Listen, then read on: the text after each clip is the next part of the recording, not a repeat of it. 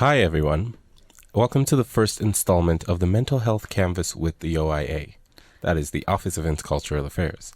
My name is GB, and I'm a student staff member at the OIA, and I will be your host for this series on mental health. The purpose of this series is to promote mental health awareness within the student population at the University of Guelph by sharing the very many views and attitudes of people from various cultural backgrounds regarding mental health and or mental illness. The goal is to get our students thinking about mental health and understanding that it is a very crucial aspect of their health and well-being. Our target audience is to be international students and students from diverse cultural backgrounds. And as such, a cultural perspective will be maintained as the backbone of each discussion. However, there is something for everyone in every discussion, whether it's just learning about another culture from a student perspective or getting some stress management tips. I'm in no way a mental health expert, so anything that comes out of my mouth would probably just be my own opinion. However, we will from time to time have professional mental health experts on our show to talk about some key issues surrounding mental health. Think of this show as a gas that lights the fire of open discussion about mental health issues because it's very important. We are students after all, so what's more important than our health, or in our health, than the very thing that we go to school for, to enhance our minds?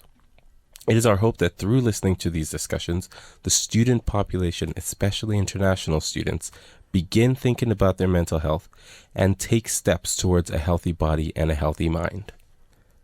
So our first guest on our show is Dr. Dorothy Emsley. She's one of the physicians over at Student Health Services, and she's been here since 2001, right? Mm-hmm. Yes, that's right. And I'll let her tell you a bit more about herself and why she's here today. Hi, Dorothy. Hi, GB. Thanks for inviting me. I'm here just to talk a little bit about mental health issues and particularly how they pertain to international university students. Awesome. Thanks, Dorothy. So our listeners are here for one reason, mental health. So what is it and who does it affect? Mental health issues are really, quite common. Mental health really is about our mental well-being, which is one of the components of our overall health. And overall health might be defined as our physical health, our mental health, and our social well-being. It's not merely the absence of disease. So mental health is one part of that. Okay. When we're healthy, we enjoy our life. We enjoy all the components of our life. We look forward to the challenges that are coming ahead. We look forward to the future. We feel physically and mentally able to participate in all these aspects, and we got the energy to do it.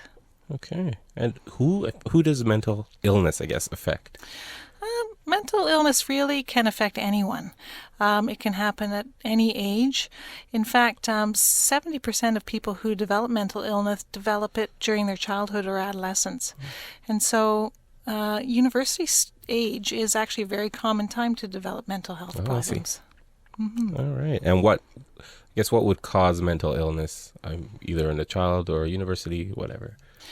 It's really a very multifactorial origin. Many people develop mental health for a number of different reasons. There can be a genetic predisposition. Somebody in the family may have had mental health problems. Okay. There's also biological factors, how our chemicals work in our brain, and many things can impact that, including number one, how well we're taking care of ourselves. What are we eating? How is our sleeping? And things we take into our body, drugs and alcohol can have an effect. And then there's the other part, it's the external stressors. So what's happening in our lives? Mm-hmm. And that's one of the things that sometimes is hard to control. For sure. And sometimes at university, the stresses increase significantly. Yeah, and I think in international students, you have a lot more extrinsic factors going on there, right? More than domestic students. I would agree with that. I mean, every student has to transition to the new environment of being at university, being away from home, trying to adapt to a new environment and academic culture with rules and responsibilities that they may not be fully aware of, and trying to make new friends. But international students, they have the added load of really coming from, obviously, another country and having to learn and adapt to a new culture.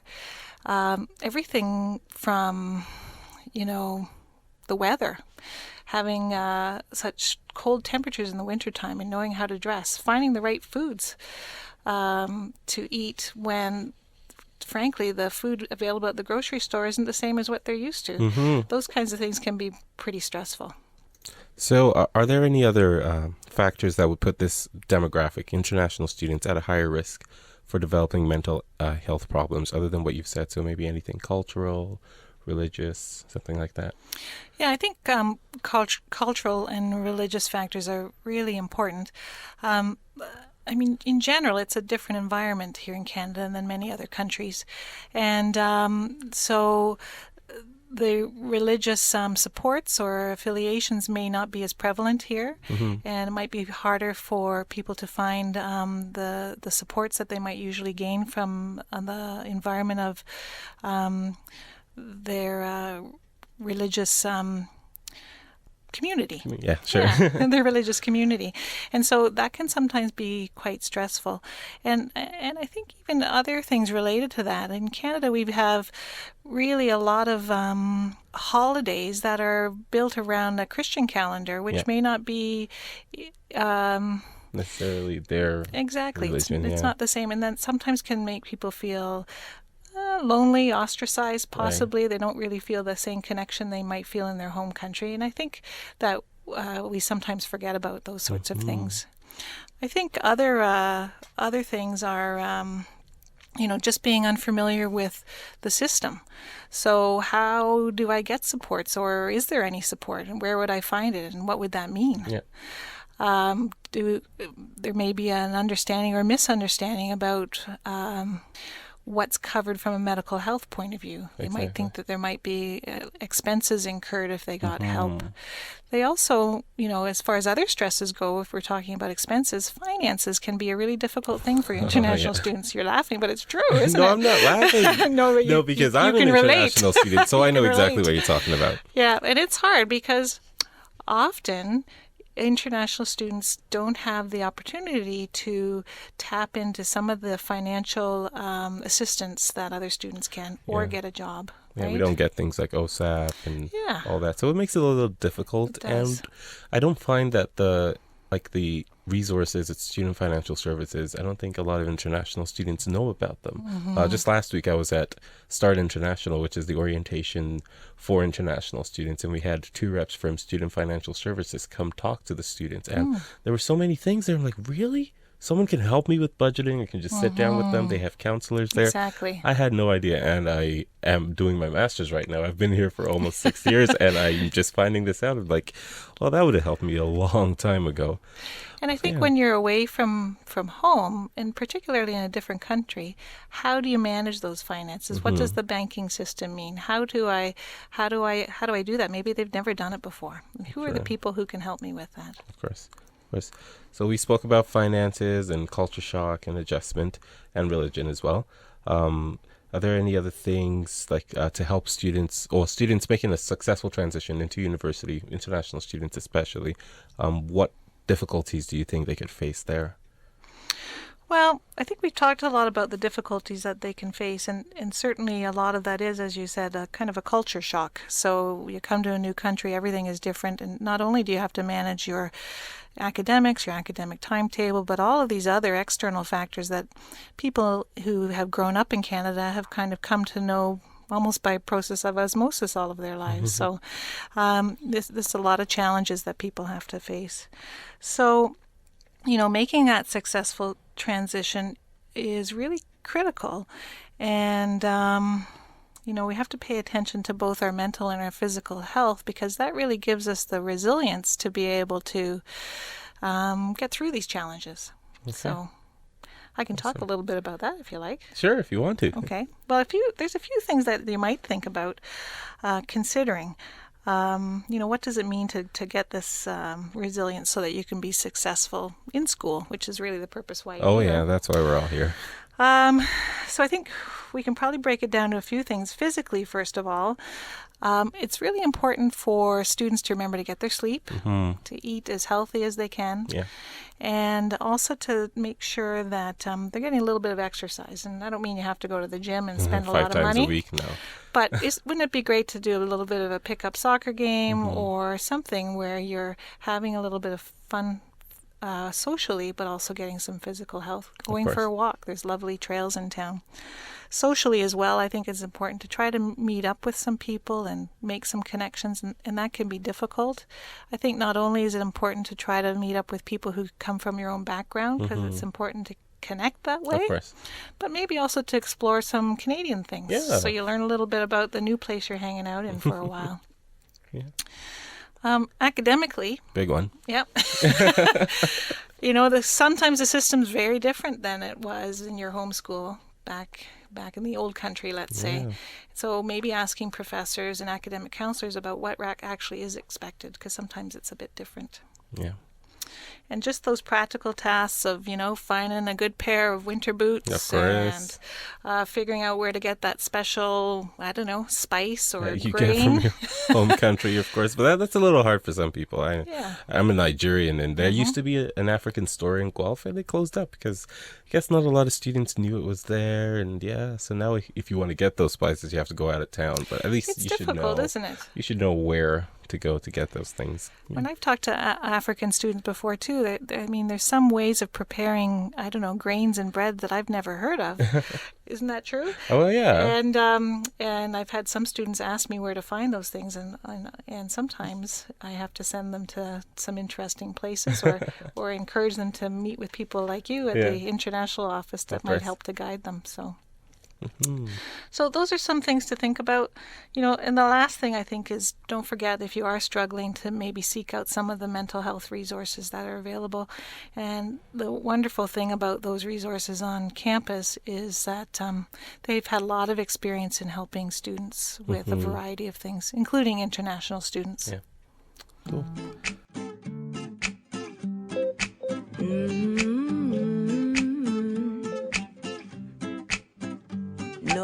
No.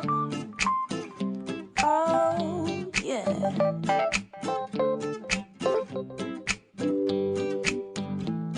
I'm in chains, you're in chains too. Our uniforms and you are uniforms too. I'm a prisoner, you're a prisoner too, Mr. Jailer. Oh, fears too. I'll die, but you self will die too. Life is beautiful, don't you think so too, Mr. Jailer? I'm talking to you, Jailer. Stop calling me a prisoner. Let him is without sin be the first to cast a stone. Mr. Jailer, man, you suppress all my strategies. You oppress every part of me. What you don't know, you're a victim too, Mr. Jailer. Oh, you don't care about my point of view. If I die, another will work for you. So you treat me like a modern slave, Mr. Jailer. I'm talking to you, Jailer.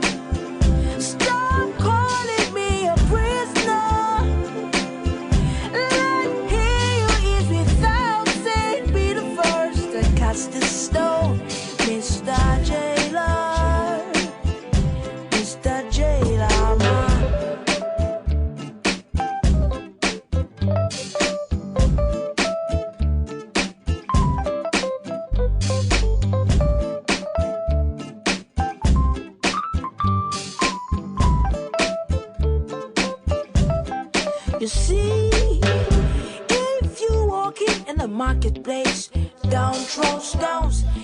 Even if you do, you just might hit one of your own. Life is not about your policies all the time, so you better rearrange your philosophies and be good to your fellow man.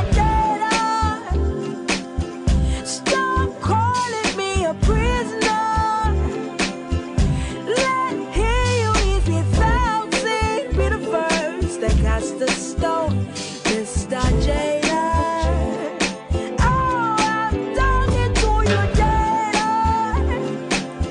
Stop calling me a prisoner. Let him who is without sin be the first that cast the stone, Mr. Jailer, Mr. Jailer.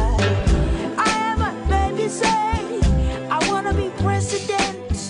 I want your money from my government. What he don't know, what he won't know, what he can know. Jailer, Jailer. Oh, be good, oh, be good, oh, be good, oh. Somebody be good, oh. You're listening to Radio Cultural on CFRU 93.3 FM, and this is the Mental Health Canvas with the OIA. All right, so I think we've sort of covered what mental health is and why it's important to international students. So now students know what mental health is, and how do they now know when they're progressing from a stable mental health towards mental illness? Are there any telling signs and things like that? Well, sometimes that's difficult to see, and sometimes we don't really realize it till we're kind of in the thick of it. And I think that's because there's really a continuum along kind of a mental health perspective. Right. Because everyone experiences stress. Everyone experiences times in their life when they feel worried about things and nervous about let's say a test or an assignment, and you might find your appetite goes down, you're not sleeping very well, you feel a bit jittery. Maybe you feel tired because you've just been working so hard and you're starting to feel burned out. But the difference with those kinds of episodes, really they're episodic, and they tend to be manageable in that you know that if you get a good night's sleep and you get through that stressor, you're going to be okay, and things kind of carry on as normal. And what we're doing is learning skills to manage those acute events. Right. But when it starts to transition into really mental health problems is when we find that we're always feeling that level of stress. We just can't seem to concentrate. We're feeling sad. It's harder to overcome obstacles that normally would be easy to handle. When your sleep is impaired, you just don't have a great appetite. You might be feeling guilt and shame when you normally wouldn't be feeling that way. And that's really persisting. And really, when that starts to happen, it's a sign that you need to start to seek some help and figure out, how am I going to turn this around and get back to my normal self? Right. Okay. So it's sort of a duration thing, an intensity thing. Like, how long have you been feeling this way? How intense has it been? And this is out of the ordinary for you. Yes. Yeah. Okay. And who gets to make that call? Would that be a professional or the person themselves? I think the person themselves can start to see the signs if they're aware that this is what could be happening. And, the person should be aware that, you know what, something's not right here. I'm not feeling well physically, emotionally, I'm struggling. I think it's, time that I maybe talk to somebody about this to find out what I can do about it. And and honestly, if people come a little earlier on, before it really becomes a disastrous sort of level of difficulty, big changes or even small changes can make big differences. And it really doesn't have to progress to significant mental illness. Yeah. So, but certainly a qualified mental health counselor or physician is the best person to really make the big decision about a mental health problem. Okay. Yeah, for international students, sometimes I think it's harder for them to seek that kind of help because, there are some stigma issues with mental health and things like that. So from your experience, what are some of the common misconceptions about mental health that people have? Well, I think the misconceptions that people have about mental health, that really doesn't matter if you're international student or a domestic student, they're pretty much the same.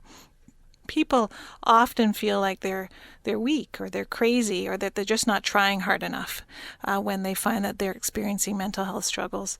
And really, this misconception is based on cultural beliefs, on lack of understanding about mental health issues, and really stigma. And, this stigma is even here in Canada, although Canadians are really working hard to try to lessen the stigma of mental health. And there are a lot of mental health initiatives going on right now to do that. So, regardless of the stigma or the cultural beliefs, it's important for people to understand that mental health and mental illness is a real entity, and it's not due to a weakness of character. Okay. So, like I said before, the origins of mental illness are really multifactorial, and the challenges that face international students adapting to their new environment in a Canadian university can sometimes tip the balance between mental well-being and mental illness, and we need to pay attention to that. Of course. Okay, so then, where can people go to seek help? What resources are available to them? Well, I feel very proud of the University of Guelph and the mental health resources that we have. There's many different places that students can seek assistance. Mm-hmm. I think to get really, professional help, people who are really trained in taking care of these issues, probably the best places to go would be the counseling services, where there's many social workers and psychologists, people trained in marriage and family therapy who are really excellent in talking to students about these issues and helping to guide them along the way.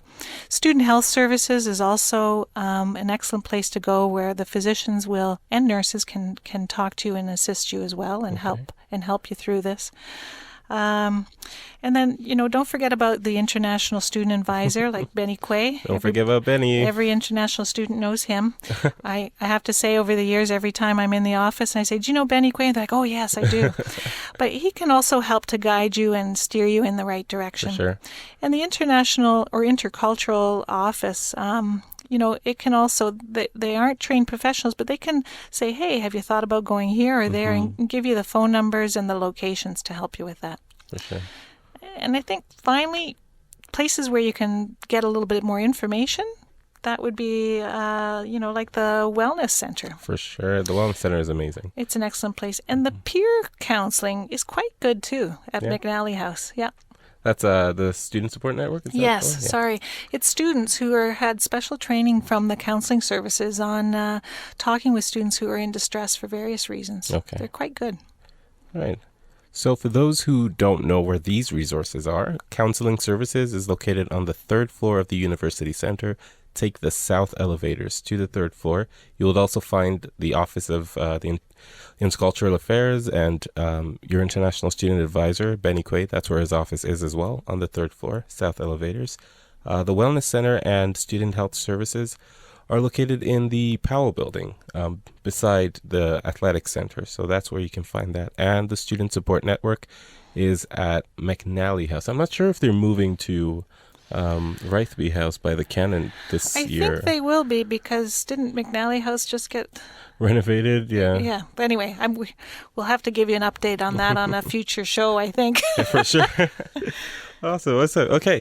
So if there is one thing that you want our listeners to know about mental health, what would that be? I think the important thing to remember is, you should never hesitate to seek assistance from really any of those resources we just talked about on our campus. There's many trained, compassionate, experienced counselors and physicians and peer helpers, and they understand the difficulties that students are facing. And they're working at the university because they really genuinely are interested in helping students, including international students, to help them to find what they need. And the other important thing is to remember that it's confidential. They will not be talking about anyone about the concerns that you discuss with them unless you've agreed to it. Yeah, that's something international students may or may not know about confidentiality here at the University of Guelph. But they do uphold those standards, yeah. Yes, they do. Okay. So please, if you're finding that you're having troubles with adapting to the stresses, or you're wondering about mental health issues, then please seek out those resources. Absolutely. Well, I'd like to thank Dorothy Emsley, Dr. Dorothy Emsley. She is an amazing guest. Thank you for being on our show today. So could you just remind everybody who you are, what you do at the university? I'm a family physician, and all the physicians at the Student Health Services are family physicians. And I've been a physician now for about 20 years. I actually am a University of Guelph alumni, so I love this place. And I feel really privileged to be able to work with university students to try to help them through all of these transitions, whether it be mental or physical. And I really believe that all the student health physicians feel the same way. We're really interested in helping students to understand and to make the best of their own personal mental and physical health. All right. And for those of you who were at Start International, if you remember what was said about the water at Guelph, keeping people here for a long time, Dorothy's an example of that. She's been here for a while. I have. Well, thank you, Dorothy, for being with us today. Just a few closing notes. If you think you or someone you know might be experiencing signs of mental illness, please visit one of the many resources that we mentioned today, or go to feelingbetternow.com. It's a website where you can do personal assessments. And I'd like to end our time with a quote by Cicero. It goes, "In a disordered mind, as in a disordered body, soundness of health is impossible. So please take care of your mind, take care of your mental health, and take care because OIA cares." Have a good day, everyone.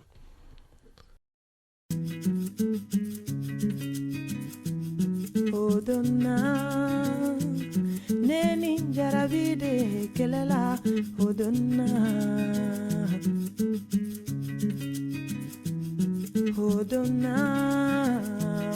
neni furunyonde kelela odonna